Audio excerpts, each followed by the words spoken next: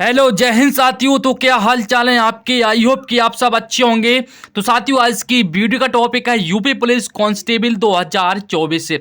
तो साथियों UP police constable से साथियों जीके और जीएस से साथियों 40 ऐसे प्रश्न देखेंगे जो कि आपकी यूपी पुलिस परीक्षा के लिए काफ़ी ज़्यादा इंपॉर्टेंट होंगे। तो साथियों ये हमारा प्रैक्टिस सेट 28 होने वाला है। बाकी के प्रैक्टिस सेट आपको चैनल की प्लेलिस्ट में मिल जाएंगे, जहाँ पर हमने खाकी वर्दी नाम से एक सीरीज बना रखी साथी, उसको जाके जरूर देखिए। सभी क्लासें इंपॉर्टेंट है साथी, वो आज तक की क्लास उसमें आपको मिल जाएगी। टोटल 28 प्रैक्टिस सेट उसमें पढ़ चुके हैं यूपी पुलिस कांस्टेबल से रिलेटेड। तो साथियों उसको जाके जरूर देखना। और साथियों पिछली परीक्षाओं पर आधारित प्रश्न है साथियों इस क्वेश्चन में।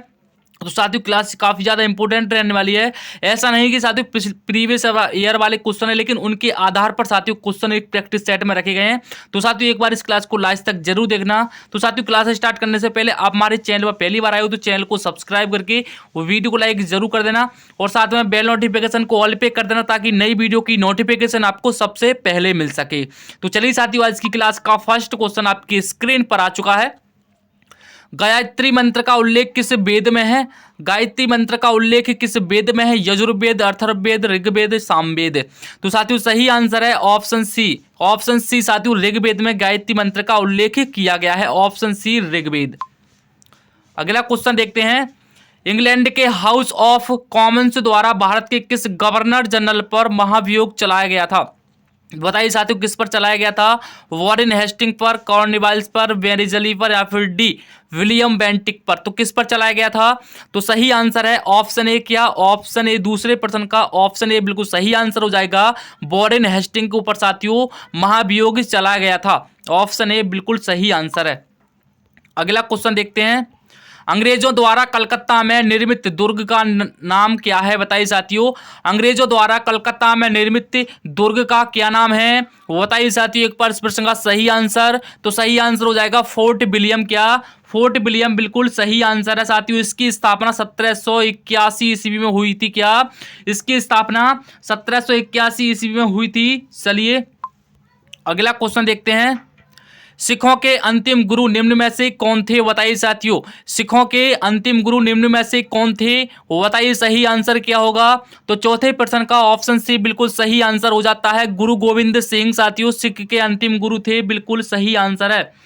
ऑप्शन बिल्कुल सही आंसर है। अगला क्वेश्चन देखते हैं। गंगा को उत्तर से दक्षिण ले जाने वाला चोल राजा कौन सा था। बताइए साथियों गंगा को उत्तर से दक्षिण ले जाने वाला चोल राजा कौन सा था। बताइए साथियों इंपोर्टेंट क्वेश्चन आपकी स्क्रीन पर है। एक बार से सभी भाई लोग इसका सही आंसर लिखेंगे।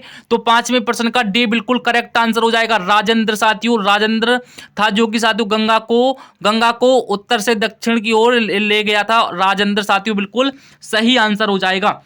गंगा को उत्तर से दक्षिण ले जाने वाला चोल राजा राजेंद्र चोल थे।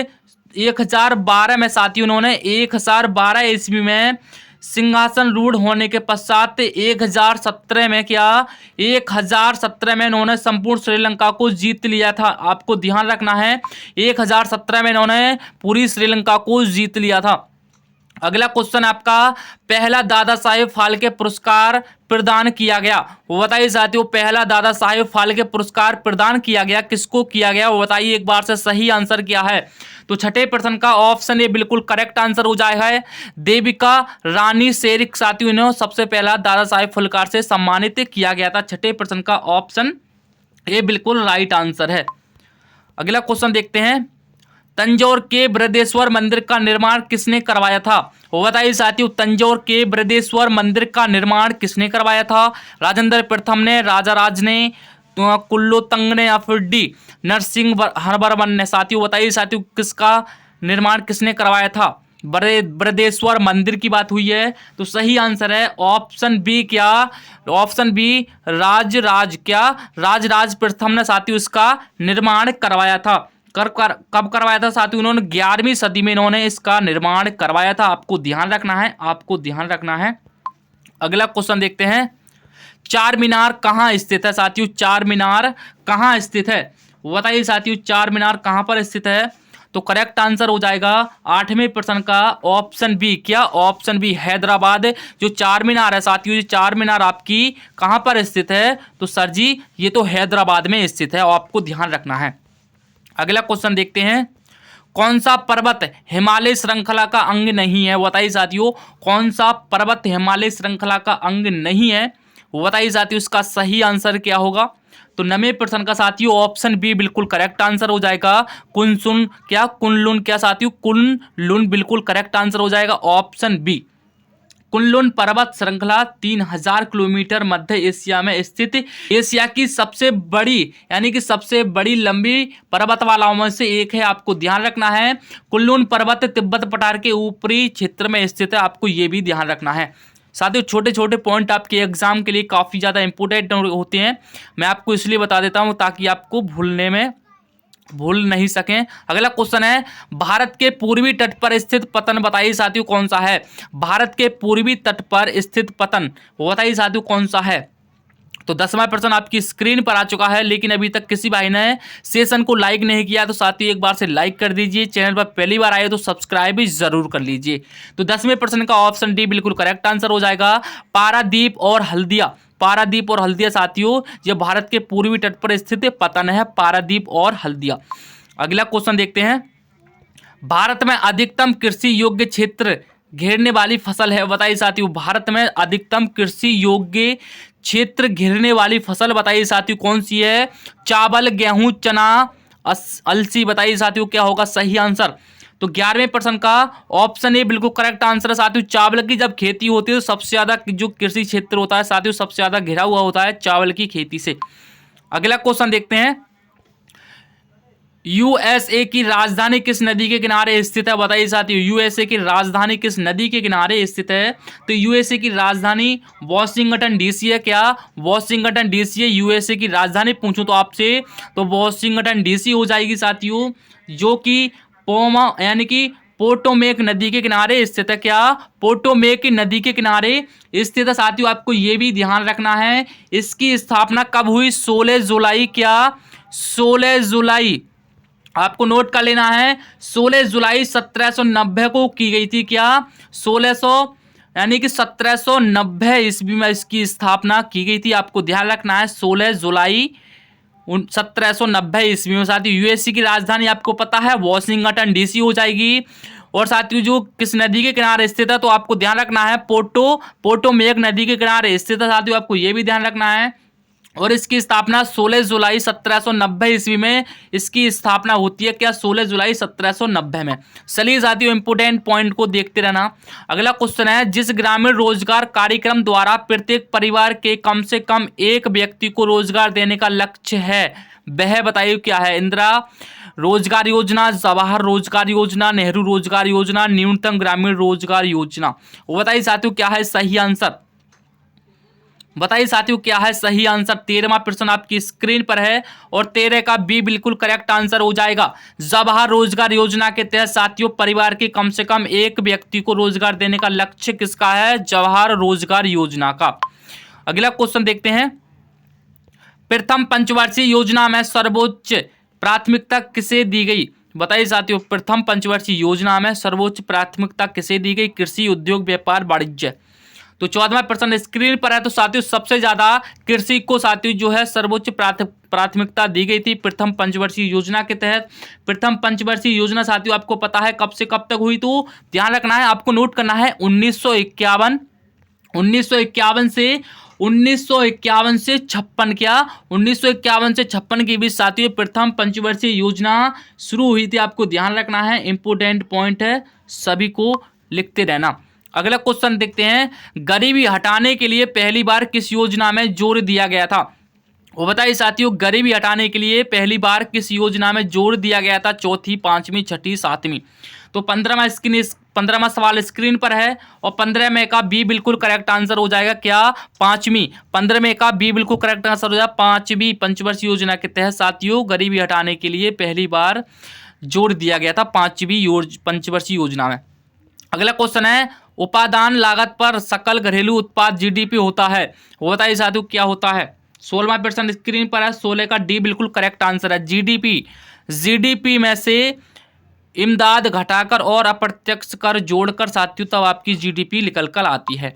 अगला क्वेश्चन देखते हैं, निम्न में से कौन से अनुच्छेद में समता का अधिकार का प्रावधान है? बताइए साथियों, निम्नलिखित में से कौन से अनुच्छेद में समता का अधिकार का प्रावधान है? अनुच्छेद 14 में, अनुच्छेद 19 में, अनुच्छेद 20 में, या फिर अनुच्छेद 21 में? तो साथियों एक बार से इसका सही आंसर सभी भाई लोग कमेंट में लिख देंगे और एक बार से सेशन को लाइक भी कर देंगे। और साथियों आपको इस क्लास की पीडीएफ चाहिए तो आपको डिस्क्रिप्शन में लिंक मिल जाएगी, वहां से जाके इसको डाउनलोड कर लेना। लेकिन क्लास देखने के बाद आपको ये डाउनलोड करनी है ताकि आप बाद में रिवीजन कर सको। तो साथियों इसका सही आंसर क्या होगा? समता का अधिकार प्रावधान किस अनुच्छेद में है?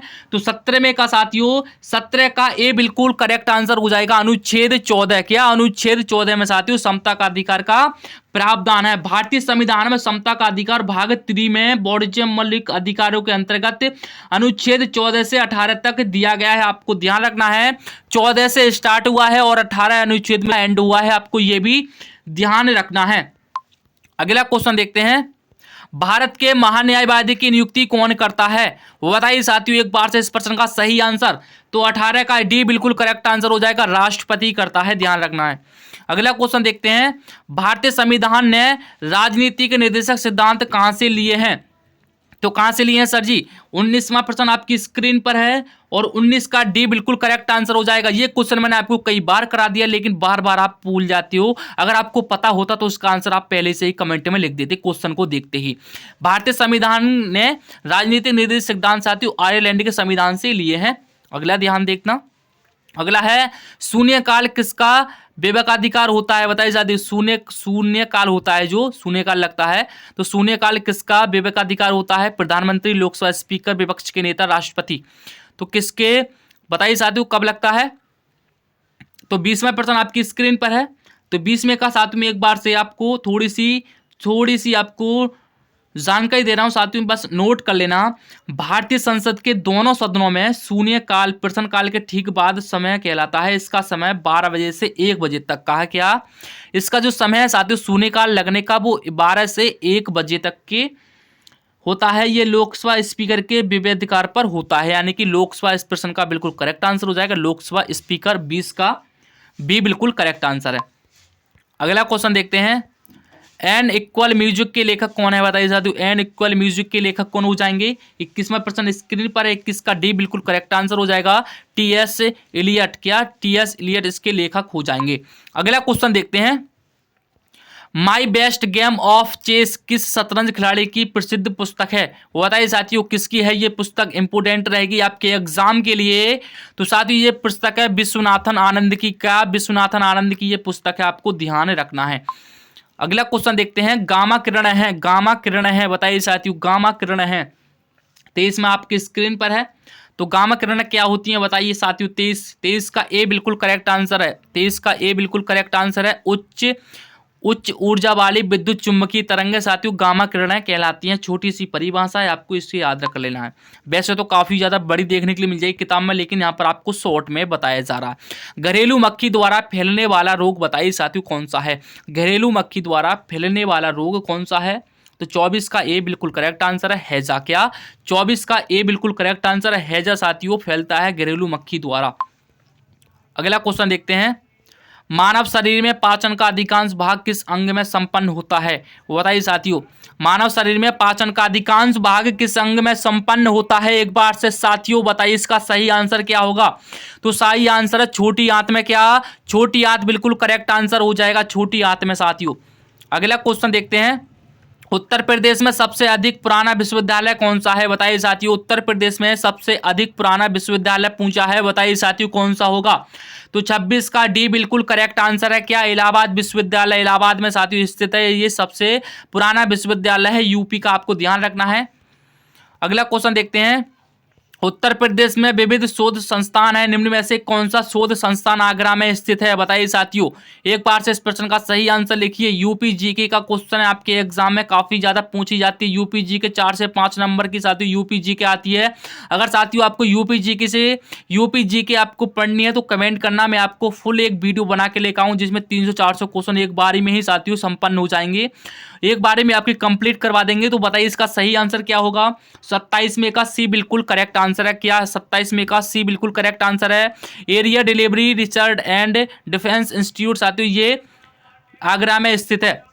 अगला क्वेश्चन देखते हैं, सुशासन दिवस निम्न में से किस दिन मनाया जाता है। सुशासन दिवस की बात हुई है, सुशासन दिवस किस दिन मनाया जाता है बताइए साथियों। 28वें प्रश्न आपकी स्क्रीन पर आ चुका है, लेकिन अभी किसी भाई ने सेशन को लाइक नहीं किया, तो 28 में का सी बिल्कुल करेक्ट आंसर है। इसका आंसर सुनने के बाद आप सेशन को लाइक कर दीजिए। 25 दिसंबर को सुशासन दिवस मनाया जाता है। अगला क्वेश्चन देखते हैं, निम्न में से किस वर्ष भारत में विमुद्रीकरण की नीति नहीं अपनाई गई बताइए साथियों।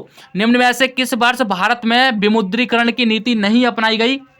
29वां प्रश्न आपकी स्क्रीन पर है, और 29वें का बताइए साथियों क्या है सही आंसर।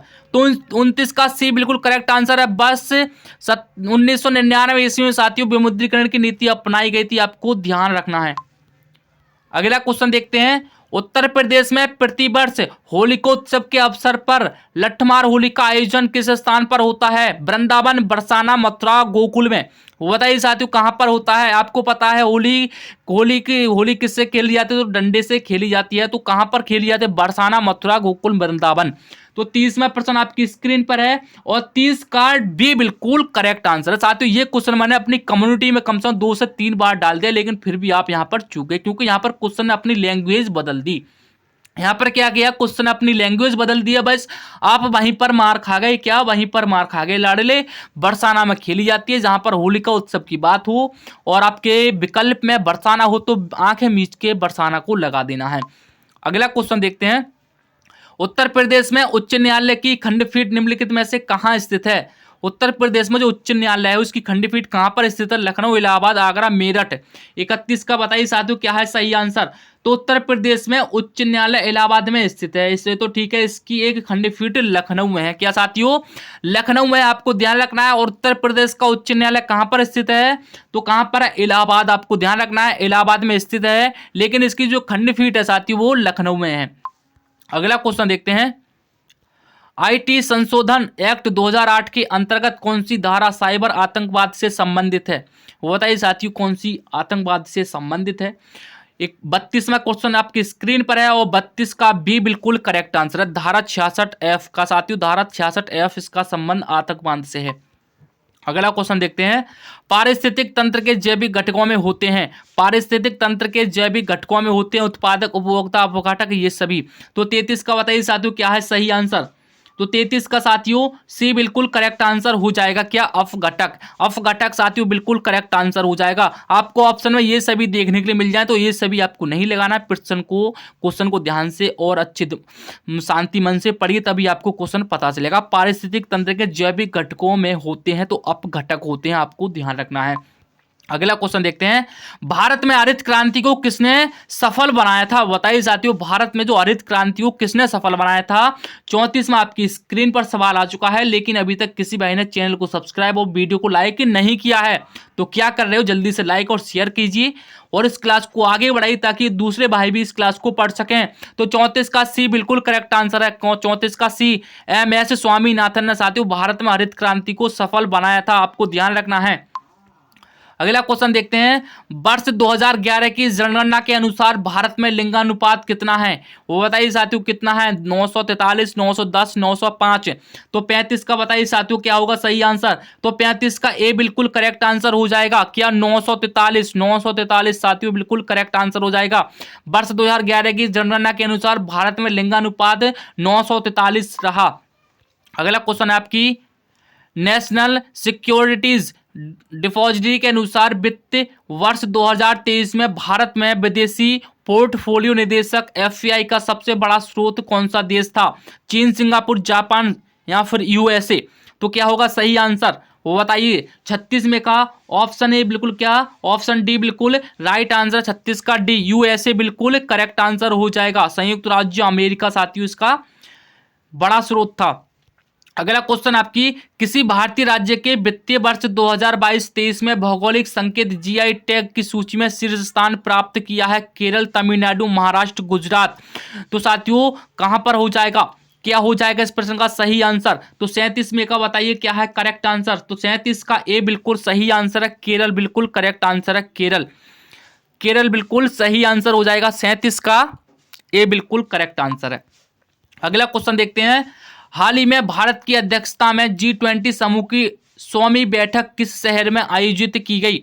वो बताइए साथियों, लखनऊ, गुरुग्राम, वाराणसी, नई दिल्ली। तो कहां पर की गई 100वीं बैठक, कहां पर हुई साथियों? 38 क्वेश्चन आपकी स्क्रीन पर है और 38 में का से बिल्कुल करेक्ट आंसर हो जाएगा वाराणसी में साथियों 100वीं बैठक का आयोजन की गई थी G20 संबंधित। तो साथियों G20 से आपके एग्जाम में एक से या फिर दो क्वेश्चन जरूर से देखने के लिए मिल जाएंगे। G20 काफी ज्यादा पॉपुलर रहा साथियों 2023 में, जिसकी साथियों जो जो साथियों दिल्ली में इसका जो आयोजन हुआ था वो भारत मंडपम में हुआ था, आपको ध्यान रखना है।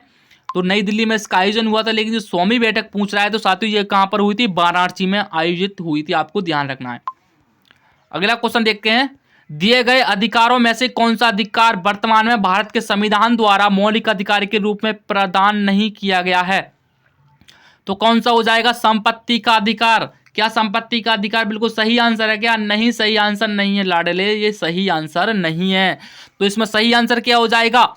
स्वतंत्रता का अधिकार बिल्कुल करेक्ट आंसर है। 39 का ये बिल्कुल करेक्ट आंसर है। स्वतंत्रता का अधिकार साथियों बिल्कुल सही आंसर है। अगला क्वेश्चन आपकी स्क्रीन पर आ चुका है और आज की क्लास का इसको होमवर्क मान लो, लास्ट क्वेश्चन है, होमवर्क मान लो। शिवाजी का राज्याभिषेक कब हुआ था? शिवाजी का राज्याभिषेक कब हुआ था? 1674 में, 1627 में, 1680 में, 1670 में? बताइए साथियों इसका सही आंसर क्या होगा? तो साथियों बिल्कुल करेक्ट आंसर बताइए एक बार से इसका। शिवाजी का राज्याभिषेक कब हुआ था साथियों? इसका ये होमवर्क लगा लो क्या आप, इसको HW लगा लो, यानी कि HW का मतलब क्या होता है? 7वीं 8वीं क्लास में आपको होमवर्क दिया जाता ना कि घर से करके लेकर आना ये काम, तो ये भी आपको घर से ही करना है, यानी कि इसका आंसर आपको कमेंट में जरूर लिख देना है, शिवाजी का राज्याभिषेक कब हुआ था। तो साथियों आपने 40 क्वेश्चनों में से कितने क्वेश्चनों का आपने मॉक टेस्ट लगाया? तो साथियों सभी क्लास हैं, इंपॉर्टेंट हैं। आपको मैं एक बात बता दूं साथियों, ये 40 क्वेश्चन आपने पढ़े हैं साथियों, इसी तरीके से आपको यहाँ पर इसी चैनल पर इसी तरह की वीडियो लाई जाती हैं। तो साथियों ये सभी प्रैक्टिस सेट आपके लिए काफी ज्यादा इंपॉर्टेंट रहने वाले हैं। और जो साथियों हमारी सीरीज चली है खाकी वर्दी बैच, तो साथियों उसको जाके जरूर ज्वाइन कीजिए, ताकि आपको आपकी जो तैयारी है साथियों उसको मजबूताई मिल सके। तो साथियों प्ले लिस्ट में हमारे खाकी वर्दी बैच नाम से एक सीरीज है, उसको जाके ज्वाइन कीजिए साथियों। उसमें टोटल 28 प्रैक्टिस सेट पढ़ चुके हैं, उसमें साथियों 50 प्रैक्टिस सेट इसी महीने में करवा देंगे, 50 से ज़्यादा हो जाएंगे। तो साथियों उसको जाके जरूर देख लेना, आपके रिवीजन में और आपकी तैयारी में साथियों काफ़ी ज़्यादा हेल्प करने वाली है। तो चलिए साथियों आज की इस क्लास को यहीं पर एंड करते हैं और मिलते हैं किसी अगली वीडियो के साथ, अगली क्लास के साथ। जब तक ले अपना ख्याल रखिए। जय हिंद, वंदे मातरम।